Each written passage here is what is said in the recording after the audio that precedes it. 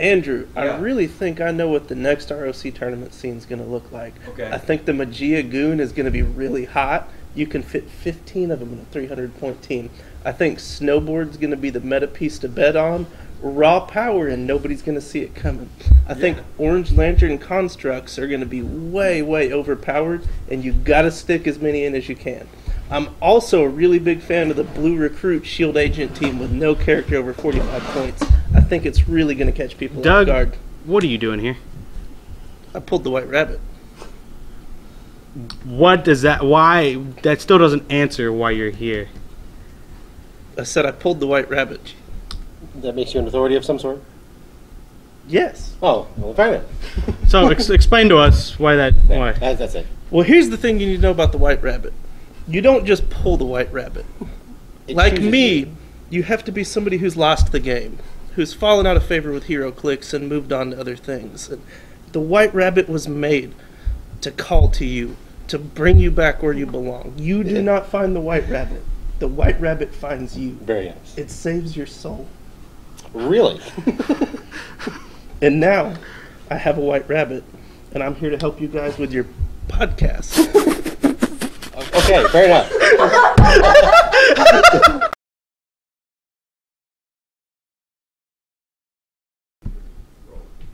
Coming live, not so live, from Coppell, Texas, here at Roll to Play. Once again, we are the StopClick. We got Raven over here and MJ to my left. Thank you for the interest. Yeah, we were just graced by the presence of the White Rabbit God, Doug. Doug. Needless to say, the White Rabbit. He has changed his name. Yeah, to legally. The White Rabbit. Needless to say, he dropped some awesome knowledge about the new meta. Sure. Yeah, we I got don't know. Just 20 McGee goons. Just, that'd be amazing. Or 15 or whatever. Look for it. Look for it, yeah. It's new meta. You It see can't the even world. hit anybody. Completely shut down by Invincible, but it's still a... No, yeah, easily. So, speaking of meta, today's episode we're going to be discussing the ROC, HCRealms in specific, and how it has affected HeroClix in general. Yeah. And WizKid's answer, or maybe not so much to that whole deal. The WizKids Open, of course. Yes. Well, first and foremost, anybody who's not really in the know, HCRealms inadvertently kind of saved the game a few years ago. I say a few, many years ago now. At the time, HeroClix was kind of on a down spiral. It hadn't really taken off the way it planned to, and HCRealms was basically the only HeroClix website out there. Yeah. And their unit section really helped a lot of people research what they were doing. They were basically the only authority you could find on what your dials would look like when sets came out. It was kind of a crapshoot otherwise, and I mean they're directly responsible for the proliferation of HeroClix as it has. I mean, just to kind of explain how into this game they were, how big of a staple they were, is for the longest time. You didn't go to WizKids for rulings. No, you went to HCRealms. You went for a gold name, right? Yeah, the orange named orange person, somebody who was actually an authority on rules. Yeah. And that person would rule on. That was until this last year when they finally added the until WizKids finally actually official ruling form. Yeah, it's been I mean, they were they might as well have been WizKids at this point as far as HeroClix. So they're huge in that respect. But as far as the professional tournament scene, though, WizKids is basically nowhere to be found.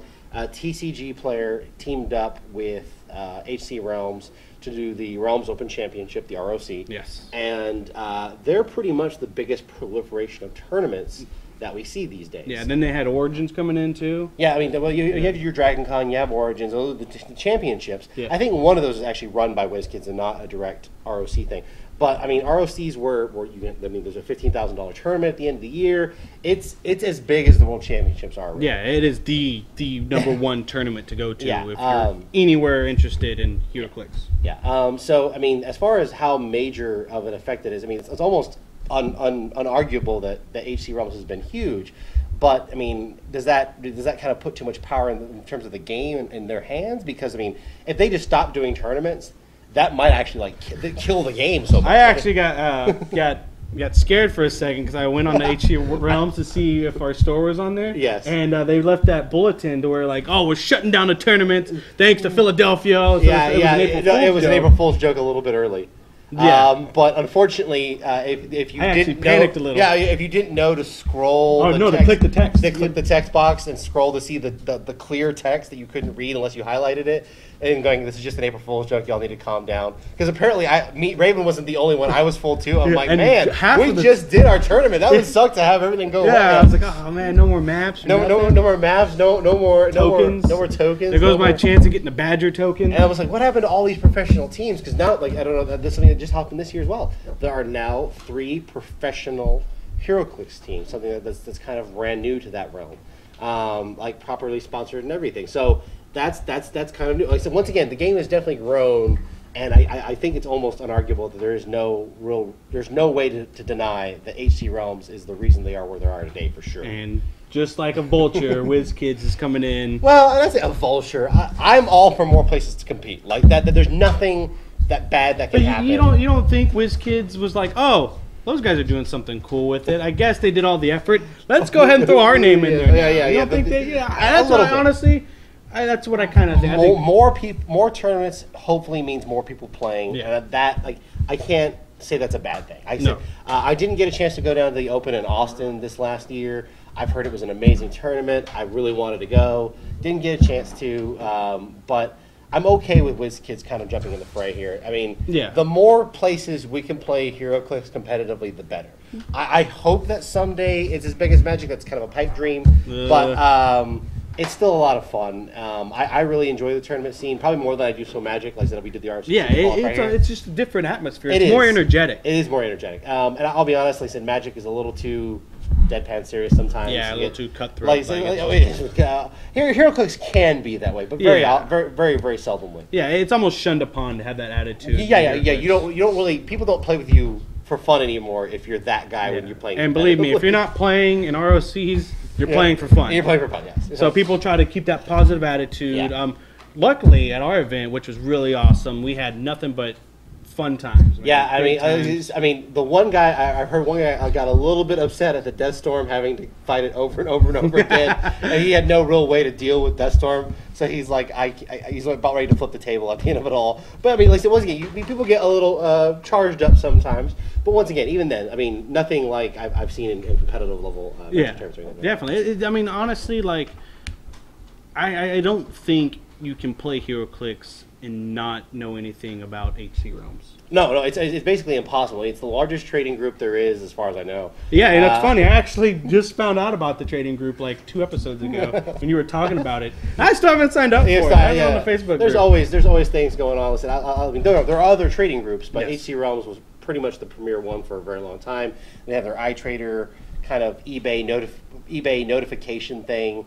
All of that's been around for a long, long time. You have some people with 1,200 iTrader score. That means they have probably mailed no less than 1,200 packages around in the United States and abroad. That's ridiculous to me, because it's not cheap to mail anything. And really. HCRealms has been that medium, you know, Yeah. and they haven't, I mean, it's almost too perfect. It's almost You too know what I mean? they're almost too involved.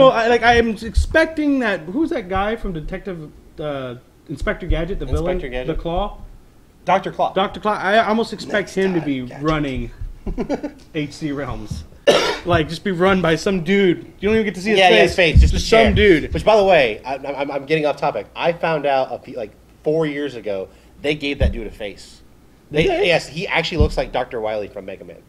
I'm not joking. I'm not joking.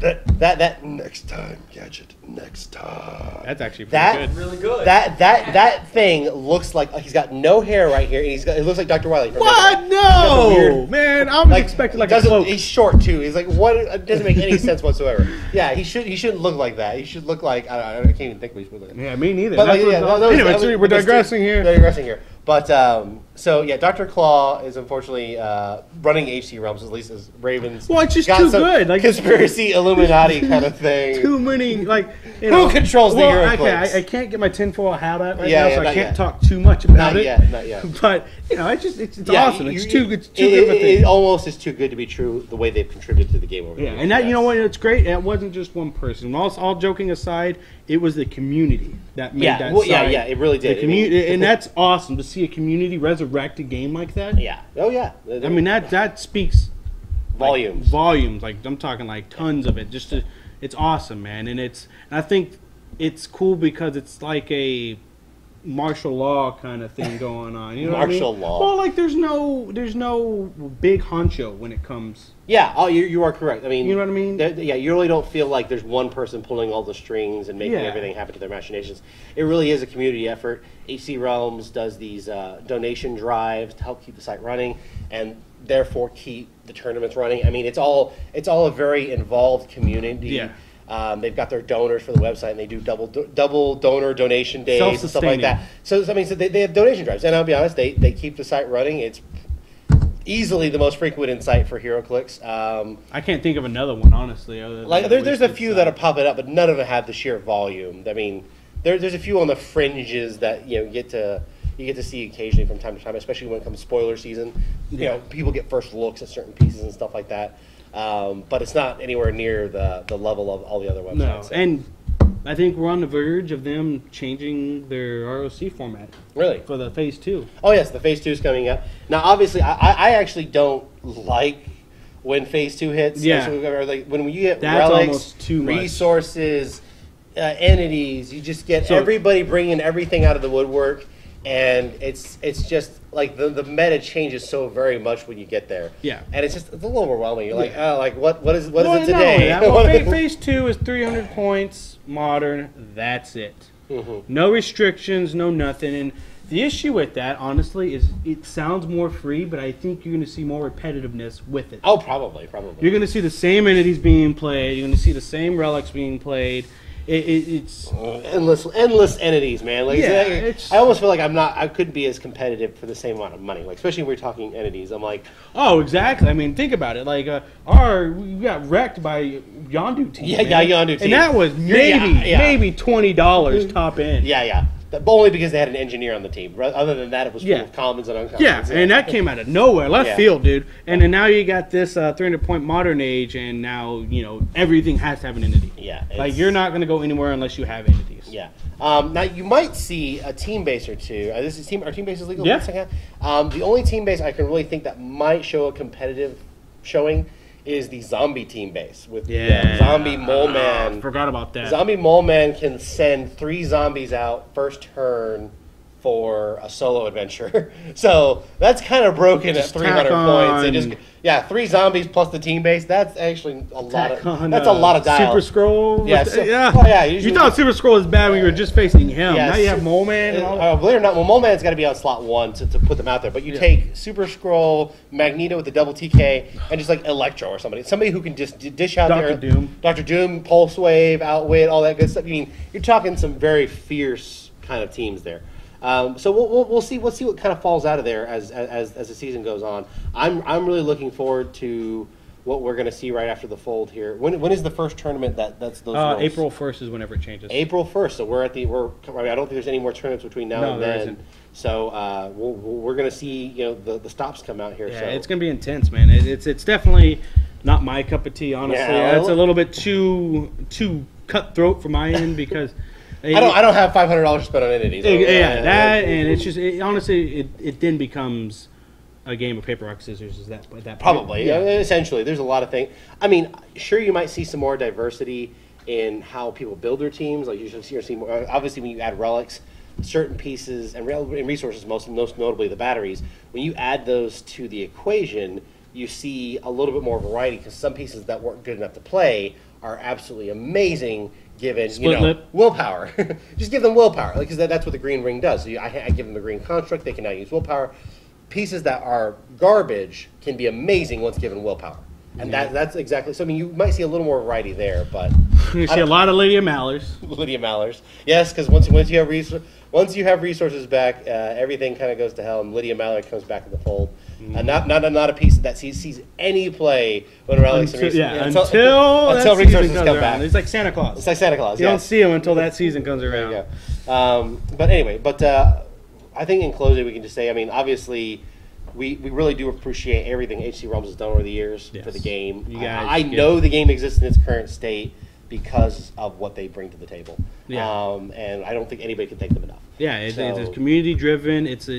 It's the perfect example of togetherness, honestly. Yeah. What is that? Nova, the World Mind.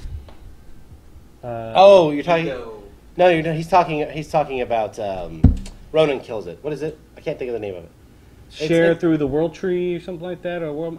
Anyway, it's the collectiveness of all of them. Yeah. Same thing with HCRealms. Oh, the Nova Core thing. Oh, Yeah. that's what you're talking about. The actual Nova Core. Yeah, you're right. There's some sort of high mind thing. It's a World Mind It's a thing. long way to go. The World For Mind. Warhammer 4. Yes, It's a yes. long Well, hey, I'm going He's there. digging. He's going read the there. book one time. Yeah. No, I read the trade on the card. Share through the World Mind, I think is what it is. Anyways, but I'm just saying the community is awesome. I've never encountered so many great, awesome people. Man, it's wonderful. The tournaments are cool. The maps, the prizes are worth. The prices are amazing. Yeah. The prizes are amazing. I mean, Speaking as an owner of a new map, I appreciate that. Yeah, That's cool. exactly. You know, it's wonderful. We can't thank you enough, and we definitely look forward to seeing ROC 2015. And more WizKids opens. We need as many as we can get. So Yes, yeah, Wizards, you got a lot to catch up on, so you better start trucking.